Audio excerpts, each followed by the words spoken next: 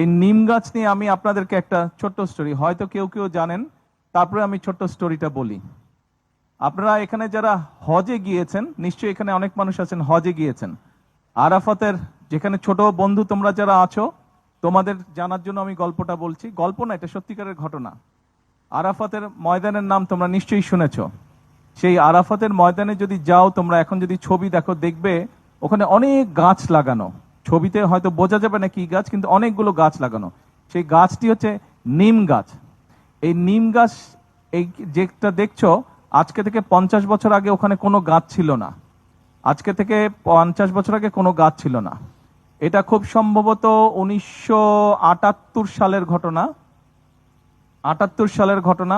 শহীদ রাষ্ট্রপতি জিয়াউর রহমান, উনি সৌদি আরবের তৎকালীন বাদশাকে বলেছিলেন, একবার উনি ওমরা পালন করতে গিয়ে যখন ওমরা পালন করে উনি আরাফাতের ময়দানে গিয়েছিলেন, তখন উনি দেখে বলেছিলেন যে আপনাদের এই মাঠটা ফাঁকা কেন?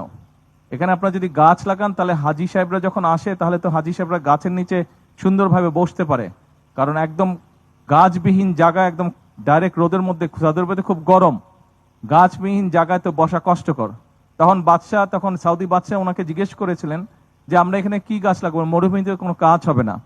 তখন শহীদ রাষ্ট্রপতি জিয়াউর রহমান বাংলাদেশের সায়েন্টিস্টদের সাথে কথা বলে বের করলেন যে নিম গাছ ওখানে হবে, এবং উনি তখন প্রায় 1 লক্ষের মতো নিম গাছের চারা পাঠিয়েছিলেন।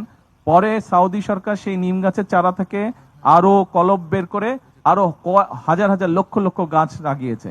কাজে এখন এই মুহূর্তে আমরা যদি আরাফাতের ময়দানে যাই, আমরা যেই গাছগুলো দেখবো সব নিম গাছ।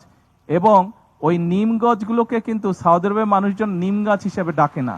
ওই নিম গাছগুলোকে সৌদি আরবের মানুষ জিয়া ট্রি নামে ডাকে। ওটা তাদের কাছে জিয়া ট্রি নামে পরিচিত। তো আজকে আমরা এখানে একটা নিম গাছ রোপণ করলাম। আমি জানি না সারা বাংলাদেশে যারা এখানে কানেক্টেড আছেন, ছোট ভাই বোনের এবং শিক্ষকরা সহ, আপনারা নিশ্চয়ই আপনাদের প্রত্যেকটি প্রতিষ্ঠানে গাছের চারা রোপণ করেছেন। আমি আপনাদের সকলের কাছে বলবো, এমনকি এটা আমাদের ধর্মেও বলা আছে, নবী করিম সাল্লাল্লাহু আলাইহি ওয়াসাল্লামও বলে গিয়েছেন যে গাছ রোপণ করার জন্য। সবুজ রংটা ওনার কাছে খুব পছন্দ ছিল এবং উনিও অনেক গাছ রোপণ করেছেন।